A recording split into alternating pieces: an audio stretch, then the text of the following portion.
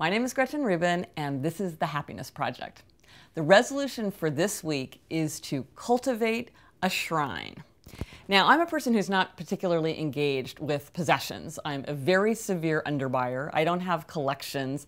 I don't like to fix up my apartment. I'm not interested in clothes. But I realize that even for someone like me, possessions have a real place to play in a happy life. And what I wanted to do was to create more feelings of engagement with the possessions that I did have. And research shows that no matter how big a house is, people tend to congregate around the kitchen, around the nearest flat surface, whether that's a kitchen counter, a dining room table, or in a room that has a TV or a computer. And so our kitchen, our TV, our computer did not need any more engagement, but I thought that there were other places in our apartment where I could cultivate a shrine to remind me of the people and activities that I loved through the possessions that I was displaying there. So I made, for example, a shrine to my family.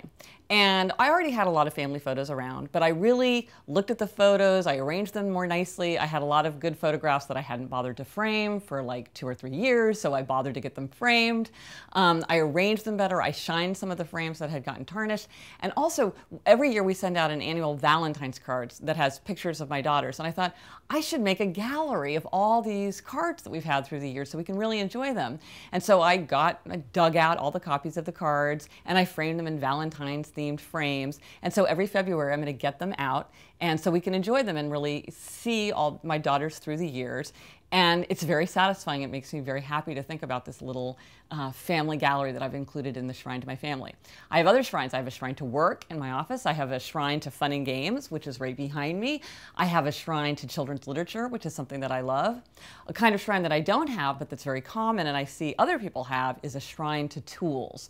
So whether you're a fly fisherman who has all your fly tying equipment, or you're a cook who has all your cooking implements, or you love music, so you have all your music equipment, though maybe not as much now as there used to be, you can create a shrine out of your tools. A friend of mine who's very, very creative took a little closet and turned it into this tiny room, and she has this small workspace and just one chair and all these cubbies and holders for all of her equipment, supplies, and tools.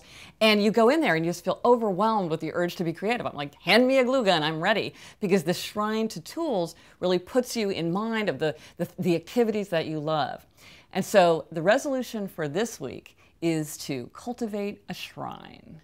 And the thought for this week comes from William James, who said, between what a man calls me and what he calls simply mine, the line is difficult to draw.